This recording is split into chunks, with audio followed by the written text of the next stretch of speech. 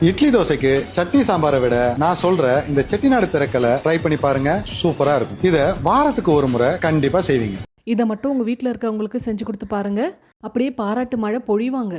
செட்டிநாடு திரக்கல் எப்படி செய்யலான்றதை பார்த்துடலாம். அதுக்கு மிக்ஸி ஜாரில் சோம்பு, மஞ்சள் தூள், மிளகு, தனியா கொஞ்சமாக தண்ணி ஊற்றி நல்லா ஃபைன் பேஸ்ட்டாக அரைச்சி எடுத்துக்கணும். அடுத்ததாக கசகசா, தேங்காய், பொட்டுக்கடலை இதையும் கொஞ்சமாக தண்ணி ஊற்றி ஃபைன் பேஸ்ட்டாக அரைச்சி எடுத்துக்கணும். இப்போ திரக்கல் செய்ய ஆரம்பிச்சிடலாம். அதுக்கு பேனில் எண்ணெய் ஊற்றி பட்டை, கடுகு போட்டு பொரிஞ்சதும் வெங்காயம், கருவேப்பிலை சேர்த்து நல்லா வதக்கணும்.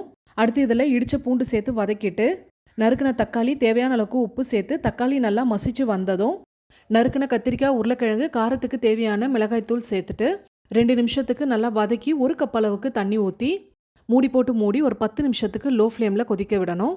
10 நிமிஷம் கழித்து காயெலாம் நல்லா வெந்ததும் அரைச்சி வச்சுருந்த மசாலா பேஸ்ட்டையும் தேங்காய் பேஸ்ட்டையும் சேர்த்து நல்லா ஒரு மிக்ஸ் கொடுத்துட்டு ஒரு கொதி வந்ததும் ஸ்டவ் ஆஃப் பண்ணிவிட்டு 1 டேபிள் ஸ்பூன் அளவுக்கு நெய், நறுக்கின கொத்தமல்லி தூவி இறக்கணுன்னா சூப்பரான செட்டிநாடு திரக்கல் ரெடி.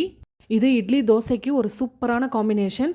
ரைஸ் கூடவும் நல்லாயிருக்கும். கண்டிப்பாக ட்ரை பண்ணிவிட்டு உங்கள் ஃபீட்பேக் சொல்லுங்கள். பை.